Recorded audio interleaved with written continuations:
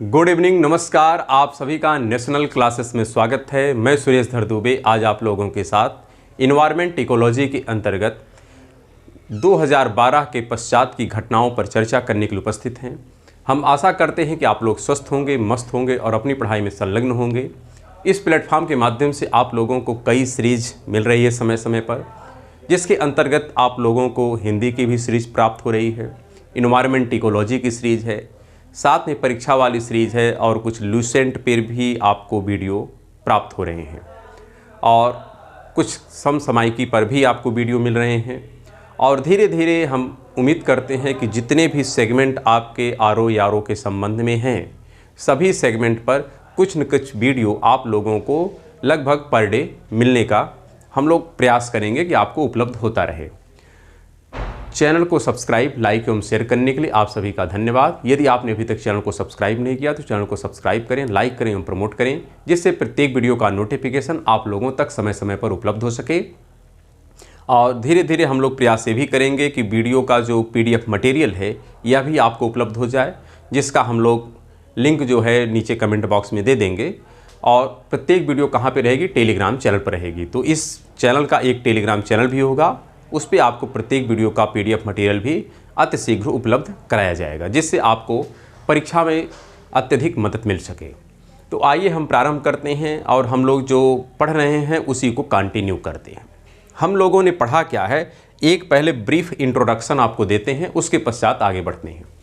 हमने यह चर्चा किया था कि वैसे 1992 की घटना है, यह सभी को पता है, यह है पृथ्वी सम्मेलन।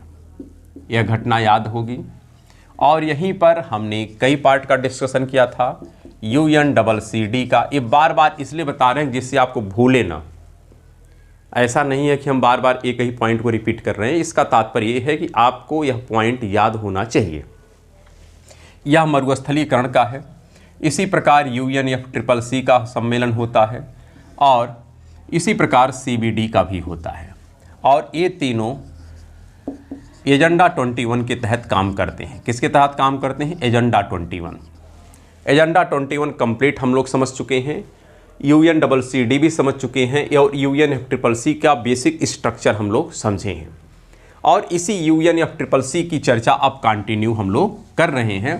और इसी के तहत हमने कहा था कि UNFCCC का जो पहला सम्मेलन था, कॉन्फ्रेंस ऑफ पार्टीज पहली, ये हुई थी 1995 में।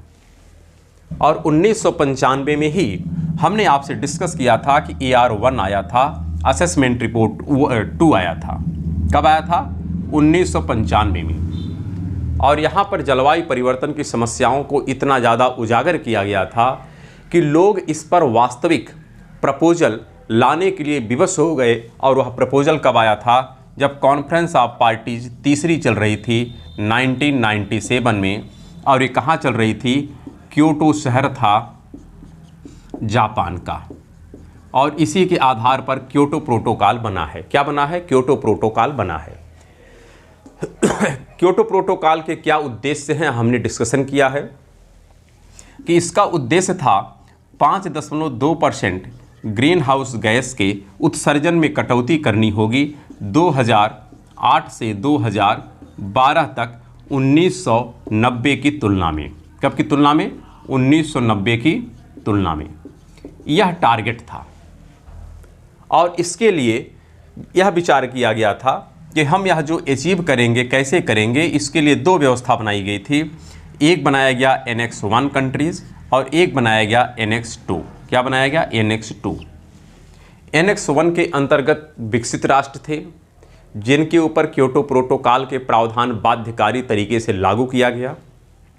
Annex 2 कंट्री जो विकासशील और अल्प विकसित राष्ट्रों का समूह है, इनको 2012 तक क्योटो प्रोटोकॉल के प्रावधान से मुक्त रखा गया कि आपके ऊपर किसी भी प्रकार का कोई प्रावधान लागू नहीं किया जाएगा।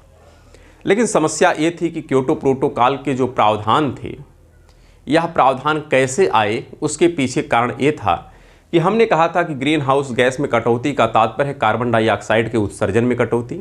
इसका तात्पर्य है जीवाश्म ईंधन के इस्तेमाल में कटौती, अर्थात जो हमारी ऊर्जा की आपूर्ति है उसमें कटौती होगी और आर्थिक विकास रुक जाएगा। तो इस समस्या का समाधान कैसे किया गया? एक मैकेनिज्म बनाया गया था जिसका नाम था क्लीन डेवलपमेंट मैकेनिज्म। और उस क्लीन डेवलपमेंट मैकेनिज्म के तहत कई व्यवस्थाएं बताई गई थी, जिसमें कार्बन क्रेडिट और कार्बन ट्रेडिंग की व्यवस्था थी। उसी में हमने यह भी डिस्कशन किया था कि ग्रीन टेक्नोलॉजी क्या होती है, जॉइंट इम्प्लीमेंटेशन क्या होता है और कार्बन सिंक क्या होता है। 4 व्यवस्थाओं के तहत यह क्योटो प्रोटोकॉल लागू करने की बात आई अस्तित्व में।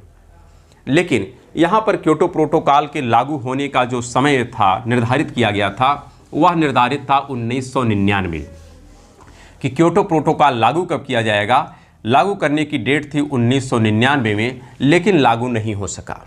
कारण क्या था? टेक्नोलॉजी हस्तांतरण में व्यवधान।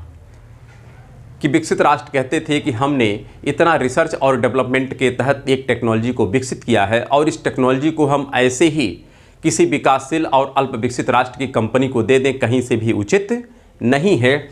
इसलिए 1999 में क्योटो प्रोटोकॉल लागू नहीं हो सका। तो अंत में जाकर के एक प्रावधान बनता है और मारेकस में एक समझौता होता है जहां पर टेक्नोलॉजी ट्रांसफ़र के लिए फंड बनाया जाता है। और तब जाकर के 2005 में, कब? 2005 में क्योटो प्रोटोकॉल लागू होता है। कब लागू होता है? 2005 में क्योटो प्रोटोकॉल लागू हो जाता है। लागू होने के बाद क्योटो प्रोटोकॉल की 2 प्रविधि निर्धारित की गई। हमने ये सब डिस्कशन किया है, बस आपको एक बार हम रफ आइडिया दे रहे हैं कि जिससे आप प्रीवियस क्लास को इस क्लास से आप कनेक्ट कर सकें, किसी प्रकार की कोई असुविधा ना हो। हम तो यह चाह रहे हैं कि इन्वायरमेंट इकोलॉजी आप इस प्रकार से पढ़ लें कि जिससे भविष्य में आपको इसमें किसी भी प्रकार की कोई समस्या उत्पन्न ना हो।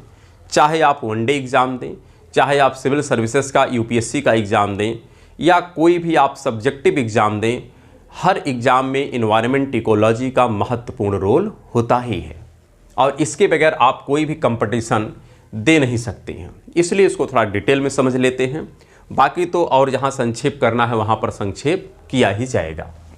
यहाँ पर हमने डिस्कशन किया था कि जो क्योटो प्रोटोकॉल था, यह क्योटो प्रोटोकॉल लागू हुआ है 2005 में। कब का है? 97 का है, लागू हुआ है 5 में। इस क्योटो प्रोटोकॉल की 2 प्रविधि थी। क्या थी? 2 प्रविधि थी। इसका जो प्रथम प्रविधि है अर्थात प्रथम कार्यकाल, यह था 2008 से 2012। ये पहली प्रविधि है। और इसकी दूसरी प्रविधि जो निर्धारित की गई थी, द्वितीय प्रविधि, ये थी 2012 से 2020। हम लोग पहली प्रविधि के विषय में डिस्कशन किए कि जो क्योटो प्रोटोकॉल 2005 में लागू किया गया, यह क्योटो प्रोटोकॉल 2008 से 2012 तक एक्टिवेट रहा है। अर्थात इस दौरान इन 4 वर्षों में यह विकसित राष्ट्रों को यह कहा गया, अर्थात एनेक्स 1 जो राष्ट्र थे, इनको यह कहा गया कि आपको 5.2% ग्रीन हाउस गैस के उत्सर्जन में कटौती करनी होगी 1990 की तुलना में। ये टारगेट दिया गया था और इसको अचीव करने के लिए 4 व्यवस्थाएं बताई गई थी: carbon credit, carbon trading, green technology, साथ में हमने कहा जॉइंट इम्प्लीमेंटेशन और कार्बन सिंक की व्यवस्था बताई गई थी, जिसके द्वारा आप अपने टारगेट को अचीव कर लेंगे और पूरे एटमॉस्फेयर से या कहें पूरे परिवेश से ग्रीन हाउस गैस का उत्सर्जन घटेगा। वो सारी व्यवस्थाएं इस प्रथम प्रविधि के दौरान निर्धारित की गई थी। और 2012 के पश्चात इस क्योटो प्रोटोकॉल की जो दूसरी प्रविधि है, इसमें एनेक्स 1 एवं एनेक्स 2 दोनों राष्ट्रों को शामिल करने का प्रावधान है। ये बात आपको ध्यान रखना है कि यहाँ पर क्योटो प्रोटोकॉल की यह व्यवस्था की गई थी जो 2005 में था कि 2012 से इसके अंतर्गत एनेक्स 1 प्लस एनेक्स 2 राष्ट्र को भी शामिल किया जाएगा, अर्थात विकासशील राष्ट्र को भी शामिल किया जाएगा। अब आप सोचिए, यह व्यवस्था बताई गई कि भाई आपको 2012 तक जो भी विकास करना है आप विकास कर लीजिए, हमको किसी प्रकार का कोई ऐतराज़ नहीं है। आपको हर प्रकार के नियम से मुक्त किया जा रहा है। क्योंकि आप अभी विकासशील हैं, आप अभी अल्प विकसित हैं, आपकी अर्थव्यवस्था काफ़ी पीछे है, इसलिए आप लोग विकास करिए 2012 तक, लेकिन 2012 के पश्चात आपको इस प्रावधान से छूट नहीं मिलेगी। आप खुद सोचिए, ये जो विकसित राष्ट्र होते हैं या पश्चिमी राष्ट्र होते हैं कितने चालाक हैं, आप इसकी कल्पना नहीं कर सकते हैं। यह प्रोटोकॉल आया 97 में, समझिए, और 97 में ही प्रोटोकॉल में सब कुछ लिखा गया और कहा गया कि 2012 तक आप लोगों को छूट मिलेगी क्योंकि आप लोग अल्प विकसित हैं और विकासशील हैं। और पहला जो फेज होगा इस क्योटो प्रोटोकॉल का वह केवल विकसित राष्ट्रों के ऊपर लागू किया जाएगा, अर्थात एनेक्स 1 के ऊपर लागू किया जाएगा। लेकिन आप सोचिए, यह जो एनेक्स 1 राष्ट्र हैं इनके ऊपर यह प्रावधान कितने वर्षों के लिए लागू किया गया? सिर्फ 4 वर्षों के लिए।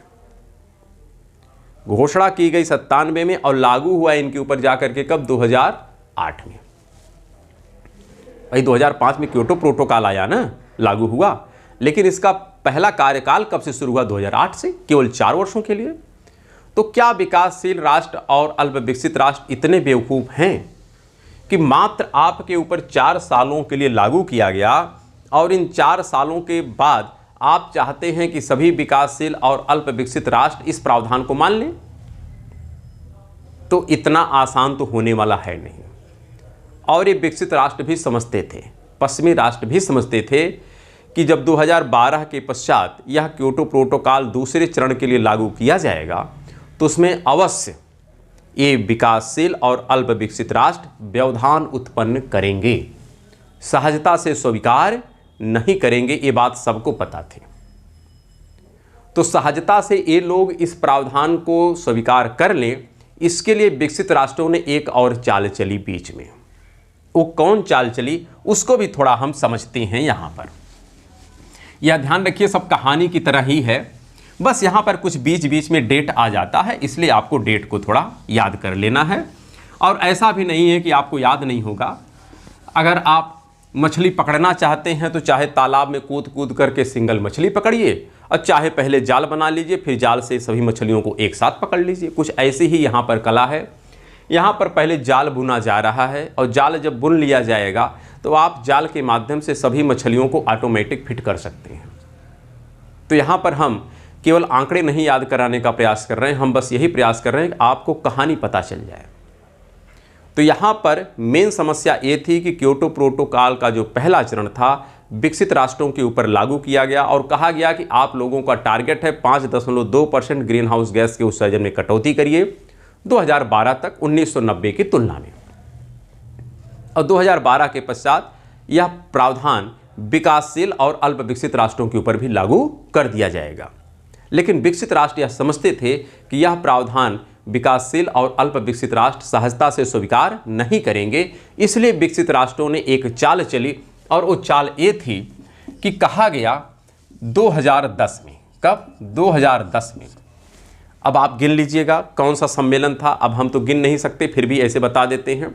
95 से हो रहा है तो 95 से 2000 तक चलेंगे तो सीधा सीधा 6 सम्मेलन उधर हो गया, 2010 वाला 10 इधर, तो 10 6 16, अर्थात कॉन्फ्रेंस ऑफ पार्टीज 16। यह जो सम्मेलन हो रहा था कहाँ पे था? तो यहाँ पर हम कह सकते हैं कानकुन मैक्सिको में सम्मेलन चल रहा था। कहाँ पर? कानकुन ये मैक्सिको में सम्मेलन था। कहाँ था? मैक्सिको में। कानकुन मैक्सिको में सम्मेलन चल रहा था 2010 में, जो थी कॉन्फ्रेंस पार्टीज ऑफ 16। ठीक, यह सम्मेलन किसका है? ध्यान रखिएगा, ये सब सम्मेलन जो हो रहे हैं ये सब UNFCCC की बात हो रही, किसी और की नहीं हो रही है। यहां पर यह बात कहा गया कि एक फंड बनाया गया जिसका नाम था green climate fund. Green climate fund की व्यवस्था की गई। क्लाइमेट फंड का प्रस्ताव लाया गया। अभी क्या है? का प्रस्ताव लाया गया। अब आप सोचिए, एक फंड बनाया जाएगा, इसका प्रस्ताव लाया गया कब? 2010 में। और यह फंड जो होगा, यह फंड होगा $100 बिलियन का।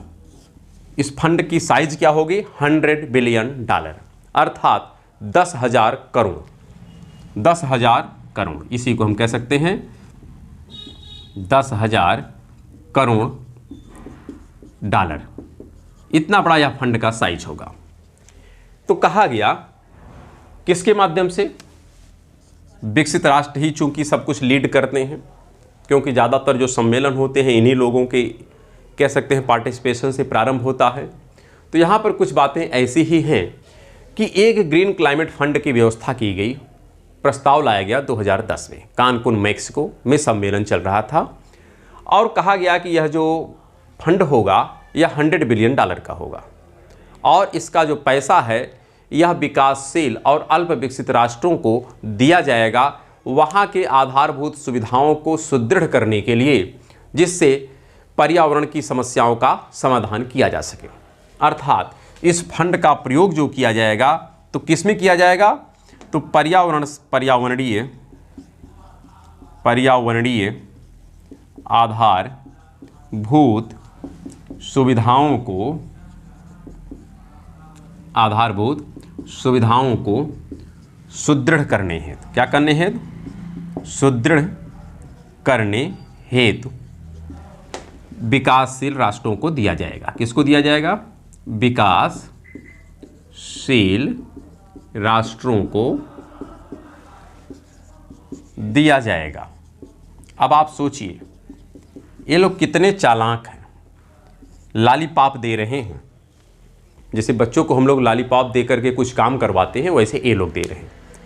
इनको यह अच्छी तरह से पता है कि क्योटो प्रोटोकॉल का जो दूसरा चरण होगा उसको यह विकासशील राष्ट्र सहजता से स्वीकार नहीं करेंगे।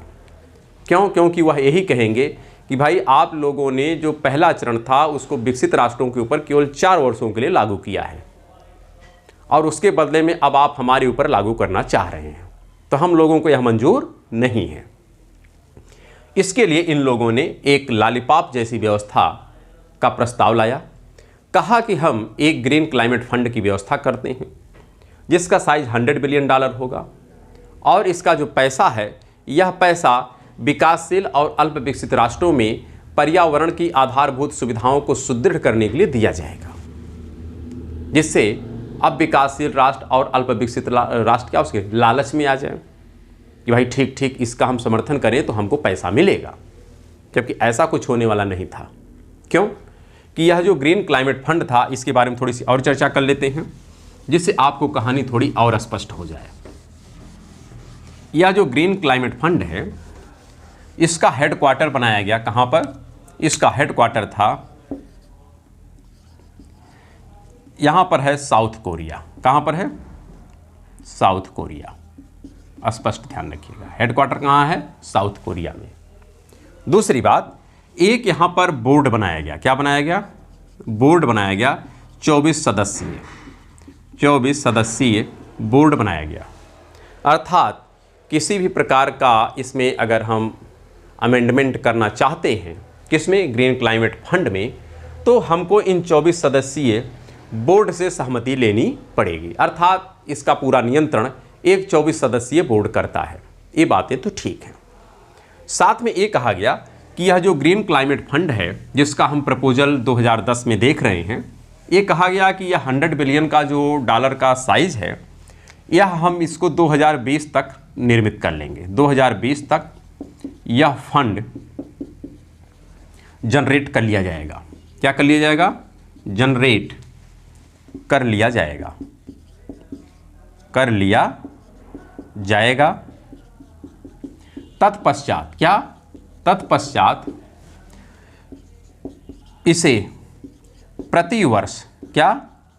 प्रतिवर्ष $100 बिलियन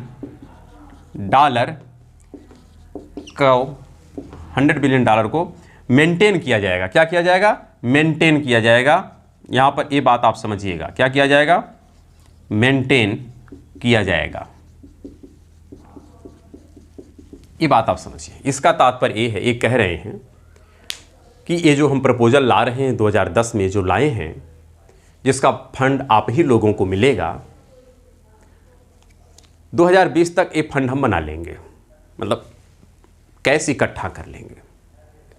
और 2020 के पश्चात अर्थात 2021 में मान लेते हैं इस $100 बिलियन में से हमने $10 बिलियन आप लोगों में बांट दिया पर्यावरण की आधारभूत सुविधाओं को सुदृढ़ करने के लिए।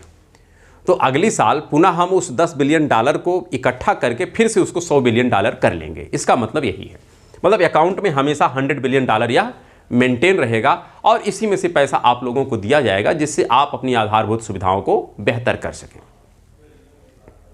अब सोचो, ये लॉलीपॉप नहीं तो क्या है। बात हो रही है 2010 में, फंड बन के तैयार होगा 2020 में। तब तक तो क्योटो प्रोटोकॉल की दूसरी प्रवधि क्या हो जाएगी, समाप्त हो जाएगी। सहजता से आप समझ सकते हैं, क्योंकि दूसरी प्रवधि का कार्यकाल ही 2012 से 2020 है और ये 2020 के बाद काम करेगा। लेकिन लॉलीपॉप आ गया है 2010 में कि भाई आप यह दौड़ जीत लोगे तो आपको लॉलीपॉप मिलेगा, है ना। तो कुछ लॉलीपॉप ही जैसी व्यवस्था है या विकसित राष्ट्रों की, लेकिन विकासशील राष्ट्र भी कम नहीं है भाई। इतने बेवकूफ़ तो हैं नहीं, इनको भी कुछ समझ में बातें आती हैं। तो क्या समझ में आती हैं, अब उसकी चर्चा हम यहाँ करते हैं। यहाँ पर चर्चा होती है 2012 की। 2012 में एक सम्मेलन बुलाया जाता है, कॉन्फ्रेंस ऑफ पार्टीज। ध्यान रखिएगा, 2012 की हम बात करते हैं। यह क्योटो प्रोटोकॉल की दूसरी प्रवधि हेतु, किसके लिए, द्वितीय प्रवधि हेतु कॉन्फ्रेंस ऑफ पार्टीज 6 उधर और ये 2012 में। ध्यान रखिएगा कब, 2012 में जो मेन सम्मेलन होता है कॉन्फ्रेंस ऑफ पार्टीज, यह 12 और 6 18 अर्थात कॉन्फ्रेंस ऑफ पार्टीज 18। यह तो होती है कहाँ पर, रियो में। कहाँ होती है, रियो में, अर्थात ठीक 1992 के 20 वर्ष पश्चात। कहाँ होती है, रियो में होती है। तो यह सम्मेलन होता है रियो में, रियो के ठीक 20 साल बाद, अर्थात इसी को कहते हैं हम लोग रियो 20। क्या कहते हैं, रियो 20। कॉन्फ्रेंस ऑफ पार्टीज 18 थी, 2012 में हुई द्वितीय प्रवधि को लागू करने के लिए। लेकिन यह सम्मेलन पूरा नहीं हो सका, तो इसलिए 2012 में ही एक पूरक सम्मेलन लाया गया। क्या किया जाता है, पूरक सम्मेलन का आयोजन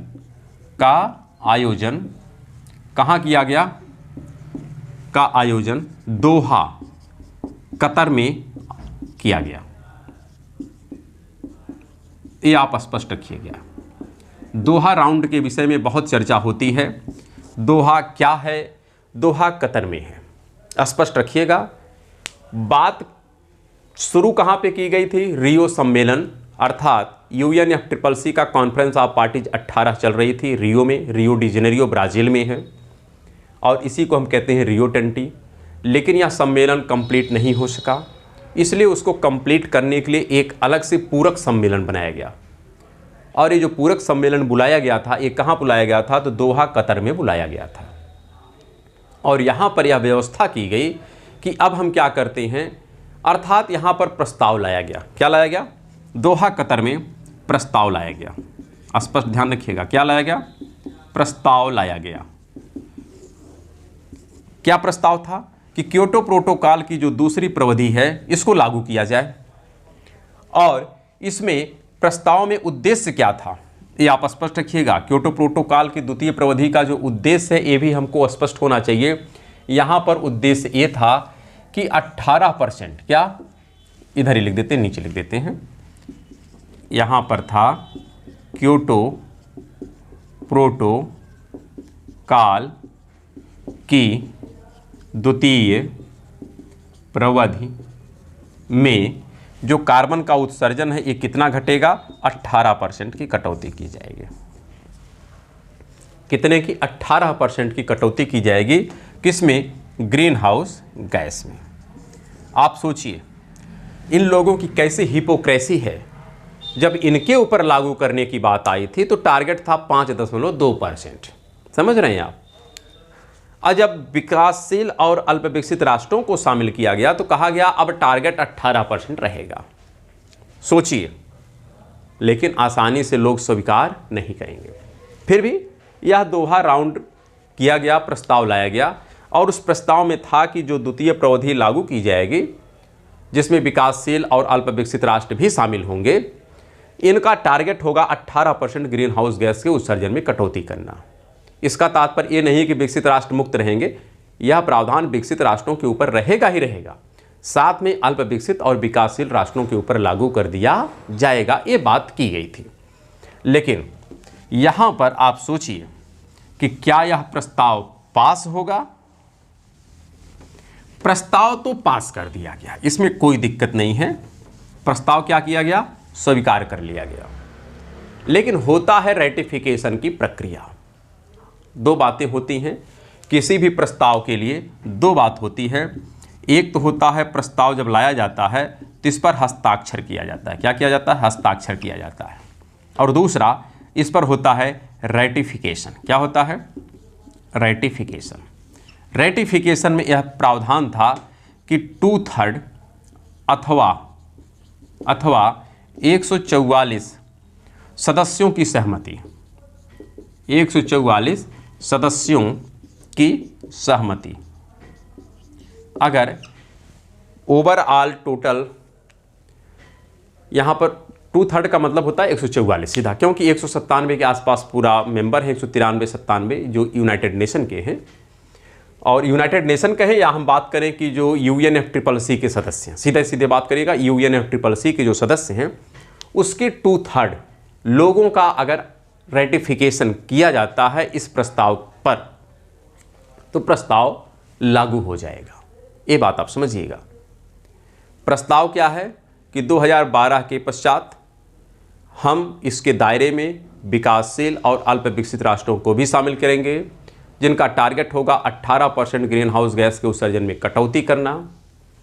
और यह प्रस्ताव लागू तभी होगा जब UNFCCC के सदस्य राष्ट्रों के 2/3 सदस्य राष्ट्र इसका रेटिफिकेशन करेंगे। तो बात ठीक है, बात आगे बढ़ी। लेकिन विकासशील और अल्प विकसित राष्ट्रों ने रेटिफिकेशन की प्रक्रिया को इतने स्लो मोशन में आगे बढ़ाया, इतने स्लो मोशन में आगे बढ़ाया कि आप कल्पना नहीं कर सकते हैं। जैसे विकसित राष्ट्रों ने किया था वैसे ये लोग भी करेंगे। भाई 2/3 का समर्थन होना चाहिए ना रेटिफिकेशन में, तो 2/3 आएंगे कहाँ से? विकासशील और अल्प विकसित राष्ट्रों के सहयोग से ही आएंगे, क्योंकि विकसित राष्ट्रों की संख्या कितनी है? तो लिमिटेड है। तो ऐसे में ये जो रेटिफिकेशन की प्रक्रिया इसकी प्रारंभ हुई दोहा सम्मेलन की, यह प्रक्रिया बहुत मंद गति से आगे बढ़ी और करीब करीब हम मान के चलते हैं कि यह जाकर के फाइनलाइज 2017 के अंत तक, क्या 2017 के अंत में रेटिफिकेशन की प्रक्रिया, रेटिफिकेशन की शर्त, रेटिफिकेशन की शर्त पूर्ण हुई। क्या हुई? पूर्ण हुई। अब रेटिफिकेशन की प्रक्रिया पूर्ण हुई 2017 में, 12 से चल रहा है रेटिफिकेशन और कंप्लीट करते करते 2017 का अंत हो गया, तब जाके रेटिफिकेशन की प्रक्रिया कंप्लीट हुई। तो अब बात आई कि भाई यह प्रोटोकॉल जो हम लागू करना चाह रहे हैं, जिसका कार्यकाल 2012 से 2020 है, तो अगर अब इसको हम लागू करते भी हैं तो केवल 3 वर्षों के लिए लागू होगा, क्योंकि 2020 तक ही इसका ड्यूरेशन है, उसके बाद ये ऑटोमेटिक समाप्त हो जाएगा। तो इसलिए समय के अभाव में यह प्रोटोकॉल आज तक लागू ही नहीं हो सका। ध्यान रखिएगा, यह प्रोटोकॉल समय के अभाव में लागू ही नहीं हो सका। तो ऐसा आप कह सकते हैं, यह प्रोटोकॉल समय के अभाव में, किसके अभाव में? समय के अभाव में लागू ही नहीं हो सका, लागू ही नहीं हो सका। ये बातें आपको स्पष्ट हो गई होंगी। लेकिन इसी दौरान कुछ और भी कार्य किए गए। क्या किए गए उसको थोड़ा आप समझते हैं। ये तो बात स्पष्ट हो गई कि क्योटो प्रोटोकॉल का एक कहानी थी यहाँ तक। 1997 से लेकर के 2020 तक का जो पूरा टाइम फ्रेम है, यह क्योटो प्रोटोकॉल पे ही आधारित है, चाहे उसका पहला कार्यकाल हो चाहे उसका दूसरा कार्यकाल हो। शायद आज तक आप लोग क्योटो प्रोटोकॉल के बारे में बहुत पढ़े होंगे, लेकिन शायद यह आपको डेप्थ जानकारी शायद नहीं मिल पाई होगी। अब मिली भी होगी तो हो सकता है क्लियरिटी ना रही हो, तो आपको अब स्पष्ट हो जाना चाहिए कि क्योटो प्रोटोकॉल कंप्लीट तरीके से क्या है।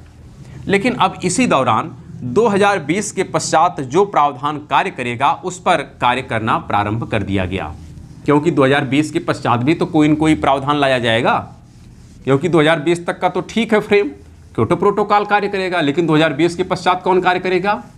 तो 2020 के पश्चात,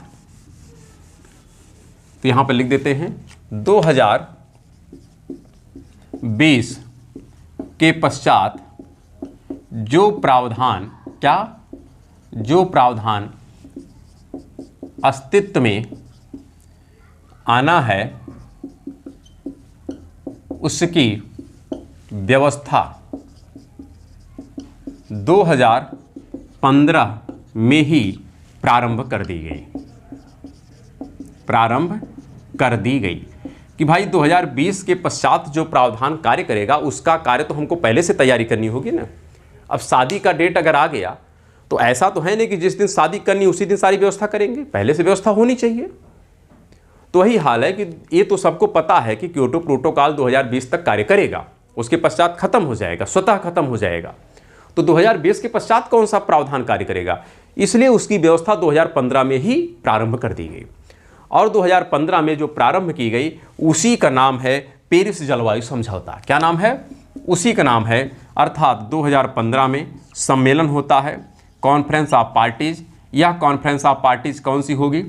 तो 6 उधर 15 इधर 21 होगी, कॉन्फ्रेंस ऑफ पार्टीज 21। और यह कहाँ पर हुई है? पेरिस में।